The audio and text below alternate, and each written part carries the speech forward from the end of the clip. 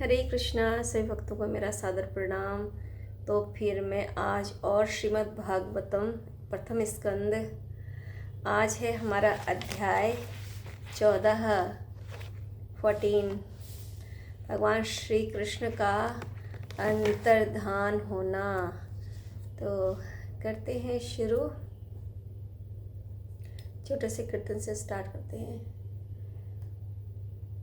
जय गुरुदेव। जो श्री दशमी ठाकुर की जय गौरानिताई। जय राधा माधव कुंज विहारी, जय गोपीजन वल्लभ गिरिवरधारी, यशोदानंदन व्रज जनरंजन, यशोदानंदन व्रज जनरंजन, यमुना तीर बनचारी, जय राधा माधव कुंज विहारी, जय गोपीजन वल्लभ गिरिवरधारी, यशोदानंदन व्रज जनरंजन, यशोदानंदन व्रज जनरंजन, यमुना तीरा बनचारी। हरे कृष्ण कृष्ण कृष्ण हरे हरे, हरे राम राम राम हरे हरे। हरि हरि बोल।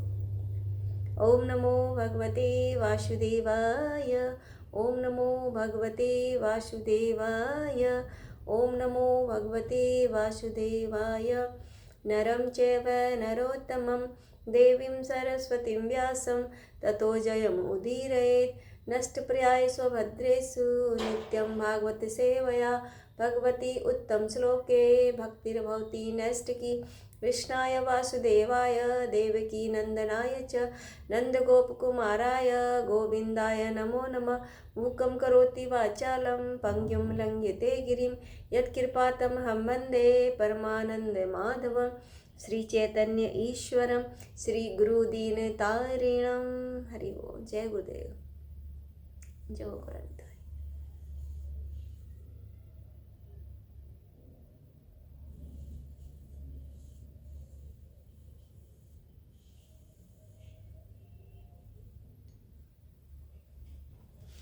हरे कृष्ण।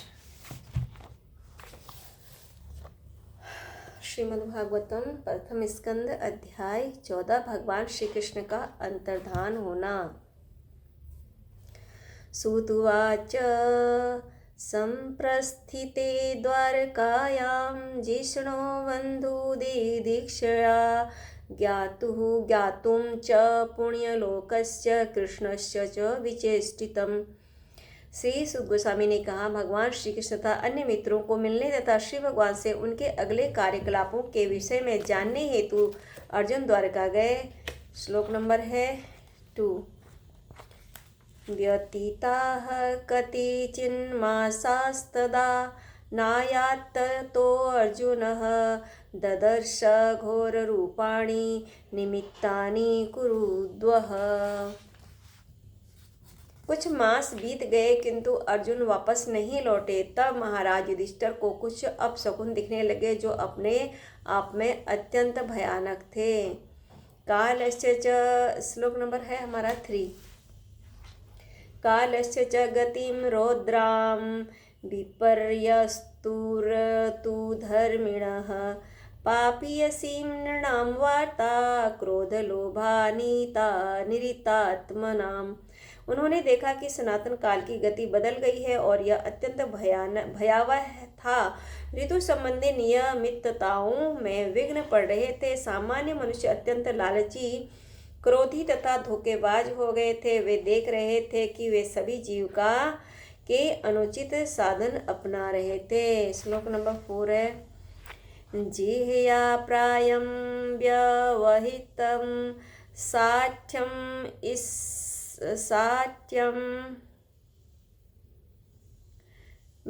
सॉरी, दोबारा से मैं श्लोक को करूँगी।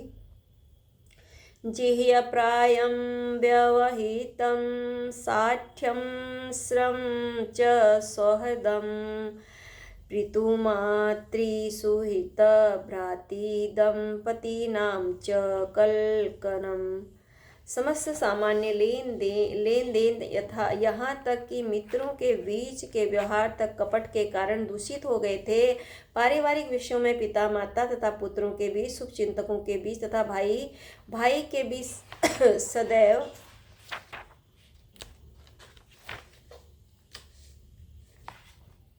सदैव गलतफहमी होती थी।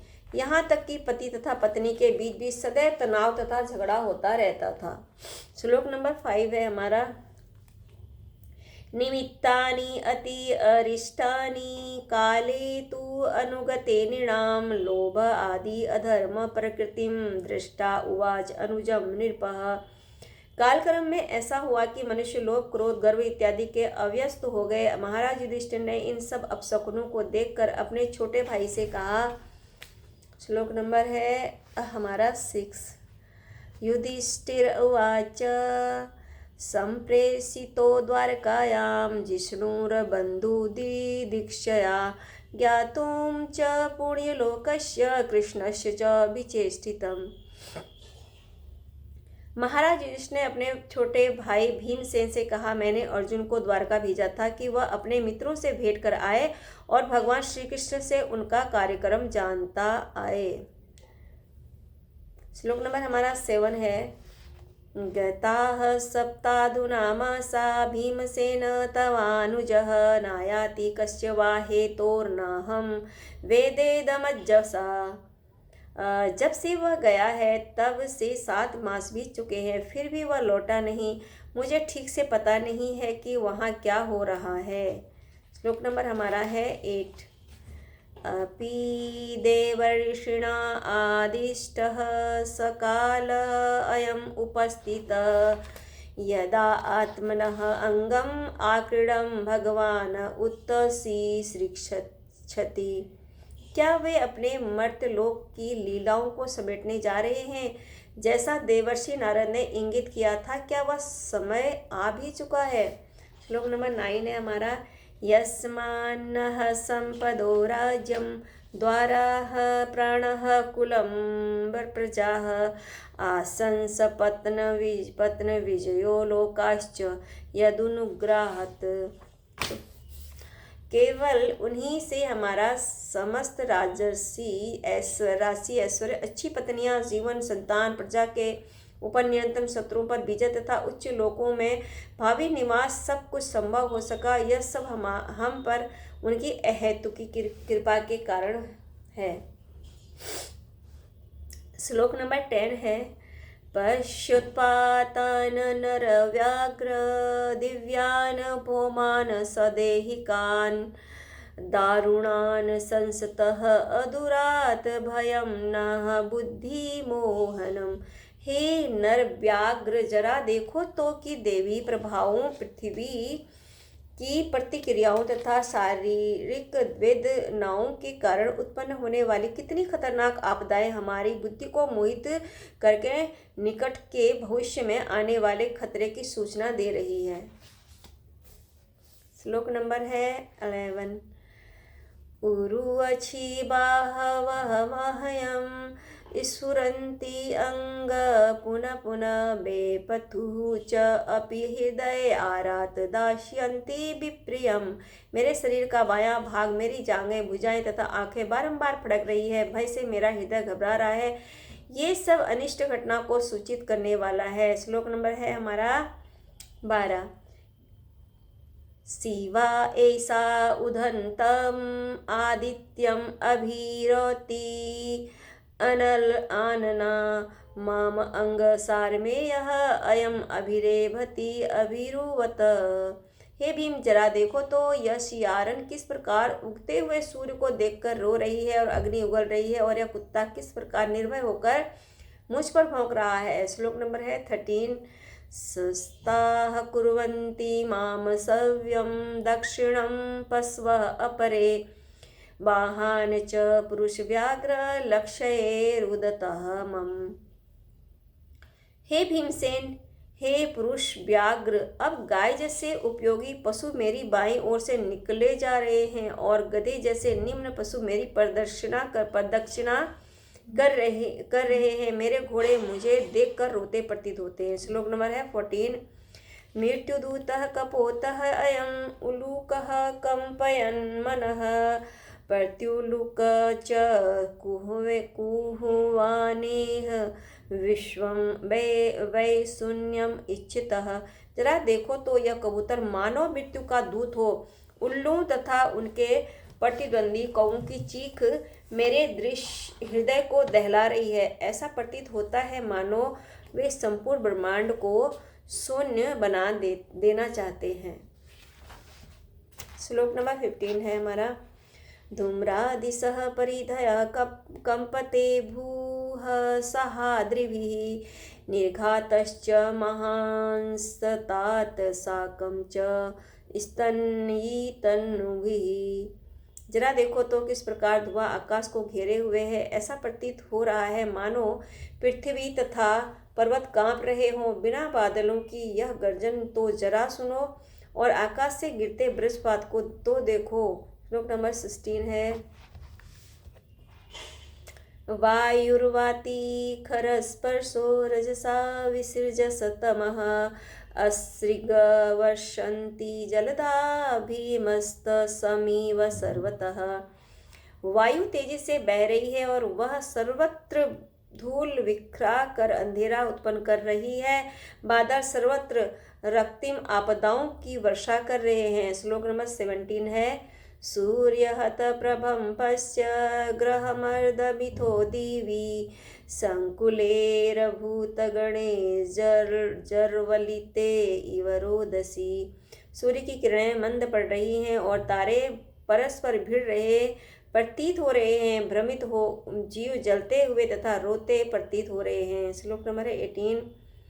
नधो नदाय च क्षुभिता सरांसि च मानंसि च न ज्वलन्ति अग्निः आजेन कालः अयं किं विधास्यति। नदियाँ, नाले, तालाब, जलाशय तथा मन सभी विक्षुब्ध हैं। घी से अग्नि नहीं जल रही है। यह कैसा असामान्य समय है। आखिर क्या होने वाला है। श्लोक नंबर है हरि बोल। इसमें तो यहाँ पर कहीं भी तात्पर्य है नहीं। वैसे तो मैं तात्पर्य छोड़ ही रही हूँ, अभी अनुवाद ही बोल रही हूँ सारा। तो श्लोक नंबर हमारा है 19। न पीबन्ति स्तनं वत्सा न दुह्यन्ति च मातरः रुदन्त्यश्रुमुखा गावो न हृष्यन्त्युषभाव्रजे। बछड़े न तो गायों के थनों में मुंह लगा रहे हैं, न गायें दूध देती हैं। वे आंखों में आंसू भरे खड़ी खड़ी रंभा रही हैं और बैलों को चारागाहों में कोई प्रसन्नता नहीं हो रही है। श्लोक नंबर है 20। देवतानि रुदन्ति व शिवधन्ति हयुच्चलन्ति च इमे जनपदा ग्रामाः पुरोधानकराश्रमाः भ्रष्टश्रियो निरानन्दाः किमथ दर्शन्ति नः। मंदिर में अर्चा विग्रह रोते शोक करते तथा पसीजते प्रतीत हो रहे हैं। ऐसा लगता है कि वे प्रयाण करने वाले सभी नगर ग्राम कस्बे बगीचे खाने तथा आश्रम अब सौंदर्य विहीन तथा समस्त आनंद में रहित है। मैं नहीं जानता कि हम पर किस प्रकार की विपत्तियां आने वाली हैं। श्लोक नंबर है 21। मन्ये एते महा उत्पाते नूनं भगवतः पदेह अनन्य पुरुष श्रीभिः हीना भूः हत सौभगा। मैं सोचता हूँ कि पृथ्वी पर सो रही ये संपूर्ण उथल पुथल विश्व के सौभाग्य की किसी बहुत बड़ी हानि को सूचित करने वाले हैं। संसार भाग्यशाली था कि उस पर श्री भगवान के चरण कमलों के पद चिन्ह अंकित हुए, किंतु ये लक्षण यह सूचित कर रहे कि अब आगे ऐसा नहीं रह पाएगा। जब श्री कृष्ण भगवान जी अंतर्धान हो गए थे तो तब ये देखो लोगों की पीड़ा है ना, कितनी उनको पीड़ा हो रही है उनके चले जाने से, अंतर्धान हो जाने से। तो श्लोक नंबर हमारा है 22। इति चिन्तयतः तस्य दृष्टा अरिष्टेन चेतसा राज्ञः प्रति आगमत ब्रह्मन् यदुयुपुर्याः कपिध्वजः। हे ब्राह्मण शौनक, जब महाराज युधिष्ठिर उस समय पृथ्वी पर इस अशुभ लक्षणों को देख रहे थे और अपने मन में इस प्रकार सोच रहे थे, तभी अर्जुन यदुओं की पूरी द्वारिका से वापस आ गए। श्लोक नंबर है 23। त्वं पादयो निपतितम् अयथा पूर्वम् आतुरम् अधः बदनम् अपविन्दुं सृजन्तं नयनम अब्जयोः। जब उसने राजा के चरणों पर नमन किया तो राजा ने देखा कि उनकी निराशा अभूतपूर्व थी। उनका सिर नीचे झुका था और उनके कमल नेत्रों से आंसू झर रहे थे। श्लोक नंबर है 24। विलोक्योद्गिन हृदयः विच्छायम् अनुजम नृपः पृच्छति समसुहृत मध्ये संस्मरन् नारद ईरितम। हृदय की उद्विग्नताओं के कारण अर्जुन को पीला हुआ देखकर राजा ने श्री नारद मुनि द्वारा बताए गए संकेतों का स्मरण करते हुए मित्रों के मध्य में ही उनसे पूछा। श्लोक नंबर 25 है। युधिष्ठिर उवाच क्वचित् अनर्थपुर्यां नः स्वजनाः सुखम् आस्ते मधुभोजदर्शाः आर्ह सात्वत अंधक वृष्णयः। महाराज युधिष्ठिर ने कहा, मेरे भाई मुझे बताओ कि हमारे मित्र तथा संबंधी तथा यथा मधुभोज दर्शाह आर्ह सात्वत अंधक तथा यदुवंशी ये समस्त सदस्य अपने दिन सुख से बिता रहे हैं ना। श्लोक नंबर है 26। सुरो मातामह कंचित स्वस्तयास्ते वाथ मारिसः मातुलः सानुज कच्चित कुशल्यान कंदुदुबी। मेरे आदरणीय नाना सुरसेन प्रसन्न तो हैं तथा मेरे मामा वसुदेव तथा उनके छोटे भाई ठीक तो हैं। श्लोक नंबर 27 है। सप्त स्वसारः तत पत्न्यः मातुलान्य सह आत्मजा आसते ससुनुषा क्षेमं देवकी प्रमुखाः स्वयं। देवकी इत्यादि उनकी सातों पत्नियां परस्पर बहनें हैं, वे तथा उनके पुत्र एवं बहुएं सब सुखी तो हैं।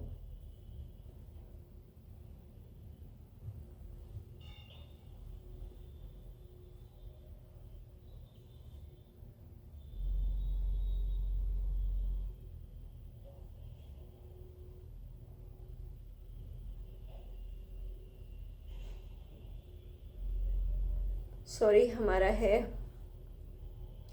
ये 28 एंड 29 हमारा श्लोक है। कचिद राजा आहुक जीवति असत पुत्र अस्य च अनुजः हदिकः ससुत अक्रूर जयंत गदसारणा आसते कुशलं कचित् ये च शत्रुजित आदयः कच्चित् आसते सुखम रामः भगवान सात्वतां प्रभु। क्या उग्रसेन जिसका पुत्र दुष्ट कंस था तथा उनका छोटा भाई अब भी जीवित है, क्या है देख, तथा उसका पुत्र कृत वर्मा कुशल से है क्या? अक्रूर जयंत गद सारण तथा शत्रुजीत प्रसन्न है? भक्तों के रक्षक भगवान बलराम कैसे हैं?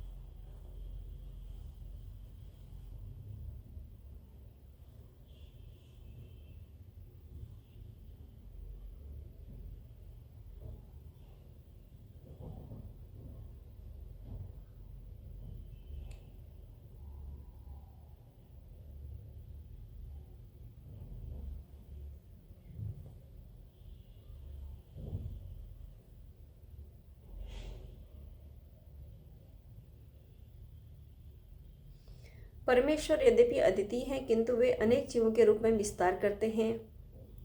विष्णु तत्व परमेश्वर के स्वांश विस्तार हैं और वे सब गुण तथा परिमाण की दृष्टि से श्री भगवान के तुल्य हैं, लेकिन जीव शक्ति के अंश सामान्य जीवों की श्रेणी में आते हैं और वे जरा भी श्री भगवान के तुल्य नहीं है। जो कोई जीव शक्ति का विष्णु तत्व को समान स्तर पर मानता है उसे संसार का अधम जीव समझा जाता है। श्री राम या बलराम भगवत भक्तों के रक्षक हैं। वे समस्त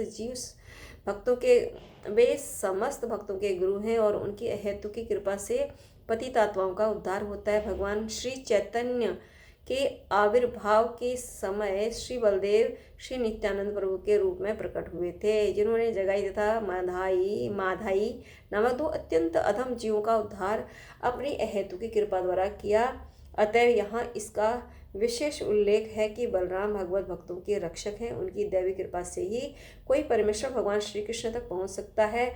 अतः श्री बलराम श्री भगवान की कृपा अवतार है, जो गुरु के रूप में शुद्ध भक्तों के त्राता के रूप में प्रकट होते हैं। ये वाला टॉपिक मैंने अभी गुरु श्री प्रभुपाद जी के द्वारा है। ये तात्पर्य मैंने पढ़ा। श्री प्रभुपाद जी की जय। श्लोक नंबर 30। प्रद्युम्नः सर्ववृष्णीनां सुखमास्ते महारथ गंभीरयो निरुद्धो वर्धते भगवानुत। वृष्णिकुल के महान सेनापति प्रद्युम्न कैसे हैं? वे प्रसन्न हैं तो हैं और श्री भगवान के पूर्ण अंश अनिरुद्ध ठीक से हैं।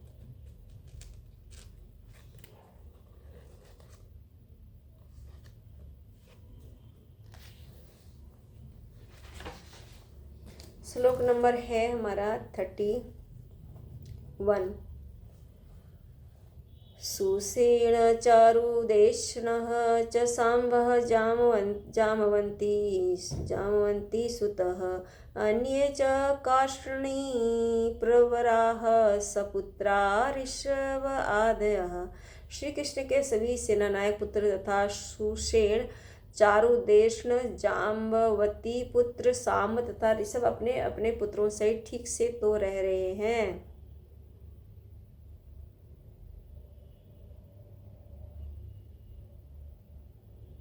श्लोक नंबर हमारा 32 एंड 33।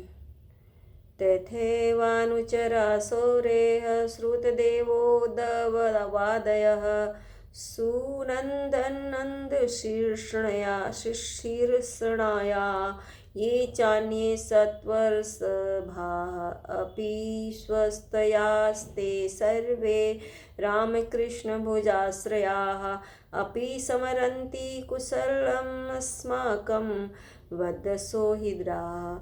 इसके अतिरिक्त श्रुत देव उद्धव तथा अन्य नंद सुनंद तथा अन्य मुक्त आत्माओं के नायक जो श्री भगवान के नित्य संगी हैं, भगवान बलराम तथा श्री कृष्ण द्वारा सुरक्षित तो हैं।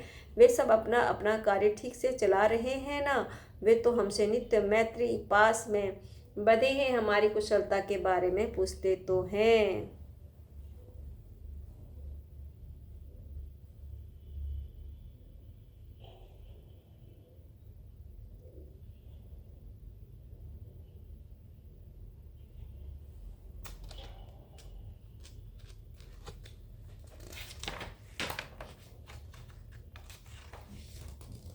श्लोक नंबर है हमारा 34। भगवानपि गोविंदो ब्रह्मण्यो भक्तवत्सलः कच्चित् पुरे सुधर्मायां सुखमास्ते सुहृदवितः पूर्ण पुरुषोत्तम भगवान श्री कृष्ण जो गायों, इंद्रियों तथा ब्राह्मणों को आनंद प्रदान करने वाले हैं और अपने भक्तों के प्रति अत्यंत अत्यंत वत्सल हैं, अपने मित्रों सहित द्वारकापुरी में पवित्र सभा का भोग तो कर रहे हैं। श्लोक नंबर है हमारा 35 एंड 36। मंगलाय च लोकानां क्षेमाय च भवाय च आस्ते युदुकुलाम्भो धावाधोनन्त सखः पुमान् यद्दाहुदण्डगुप्तायां स्वपुण्या यदवोश्चिताः क्रीडन्ति परमानन्द महापुरुषिका इव। परम भोक्ता आदि भगवान तथा मूल भगवान अनंत अर्थात बलराम यदुवंश रूपी सागर में समस्त ब्रह्मांड के कल्याण, सुरक्षा तथा उन्नति के लिए निवास कर रहे हैं और सभी यदुवंशी श्री भगवान की भुजाओं द्वारा सुरक्षित रहकर वैकुंठ वासियों की तरह जीवन का आनंद उठा रहे हैं। श्लोक नंबर 37 है हमारा।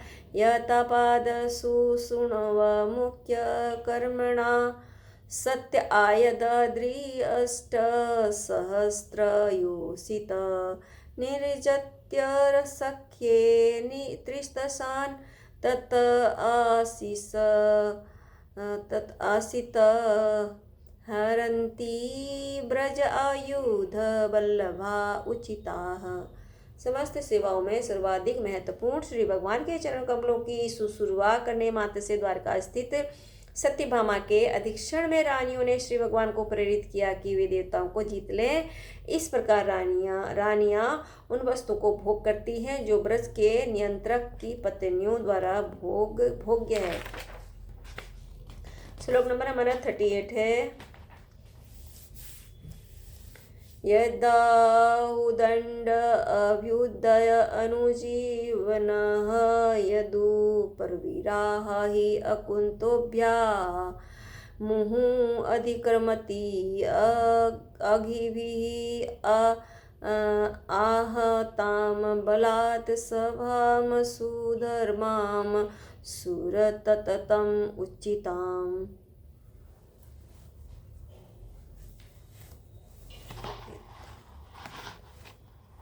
बड़े बड़े यदुवंशी वीर भगवान श्री कृष्ण, सॉरी आज मेरे पैरों में बहुत पेन हो रहा है, क्षमा करना मुझे। बड़े बड़े यदुवंशी वीर भगवान श्री कृष्ण की भुजाओं द्वारा सुरक्षित रहकर सभी प्रकार से निर्भय बने रहते हैं, अतएव उनके चरण उस सुधर्मा के सभा भवन में पड़ते रहते हैं जो सर्वश्रेष्ठ देवताओं के लिए है, किंतु जो उनसे छीन लिया गया है।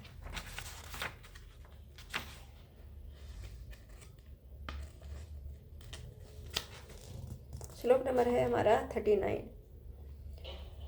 कच्चित्ते अनामयं तात भ्रष्टतेजा विभासी मे अल्लब्धमानः ज्ञातः किं वा तात चिरोसितः। मेरे भाई अर्जुन, मुझे बताओ कि तुम्हारा स्वास्थ्य ठीक तो है?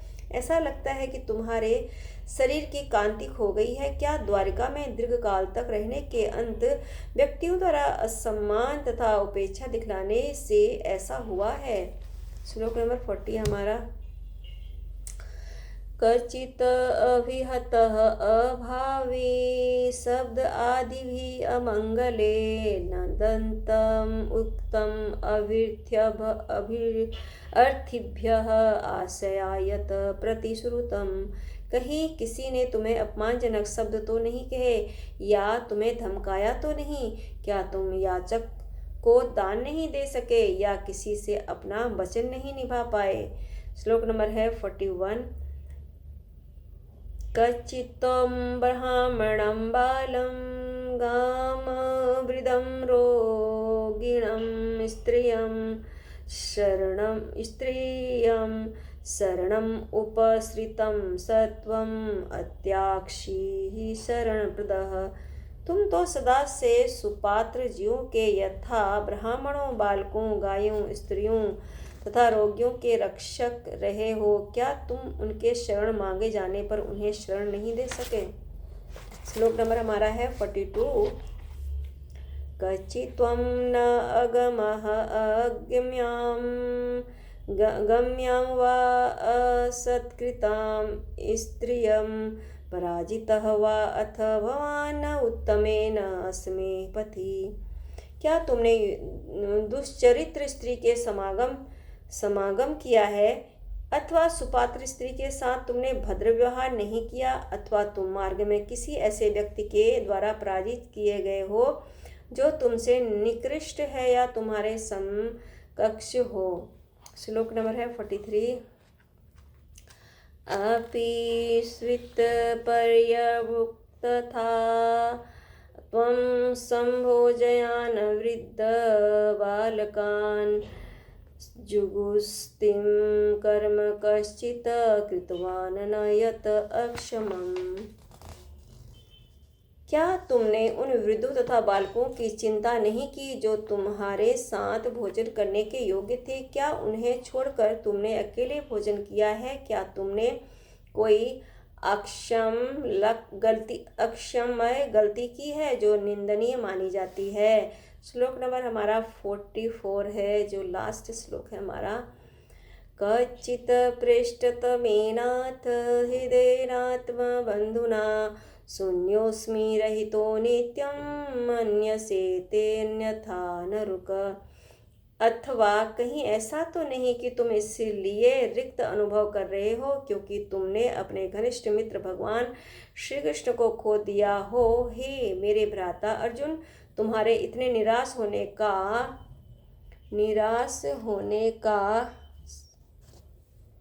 सॉरी, इसमें कॉल आ गई थी, अभी गड़बड़ ना हो गया बीच में कहीं।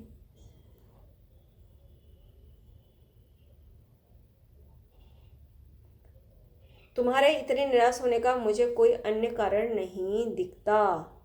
मैं एक बार और कर देती हूँ, उसमें बीच में कॉल आके थोड़ा डिस्टर्ब हो गया था मेरा, तो इसमें मैं एक बार इसको और कर देती हूँ अनुवाद। अथवा कहीं ऐसा तो नहीं है कि तुम इसलिए रिक्त अनुभव कर रहे हो क्योंकि तुमने अपने घनिष्ठ मित्र भगवान श्री कृष्ण को खो दिया हो। हे मेरे भ्राता अर्जुन, तुम्हारे इतने निराश होने का मुझे कोई अन्य कारण नहीं दिखता। इस प्रकार श्रीमद् भागवतम के प्रथम स्कंद के अंतर्गत भगवान श्री कृष्ण का अंतर्धान होना नामक 14वें अध्याय के भक्ति वेदांत तात्पर्य पूर्ण हुए। हरे कृष्ण कृष्ण कृष्ण हरे हरे, हरे राम राम राम हरे हरे। हरी हरी बोल। हरे कृष्णा। सभी को मेरा सादर प्रणाम। Thank you so much. आज अगर थोड़ी बहुत कुछ गलती इसमें हो गई हो तो मुझे क्षमा करना। थोड़ी सी आज थोड़ा ऐसी हो रही थी, लेकिन मेरे को डेली एक एक अध्याय करना है, मुझे बहुत अच्छा लगता है। तो प्लीज़ आप लोग इसको श्रवण करना और जो भी गलती हो मुझे क्षमा करना। हरि बोल। हरे कृष्णा।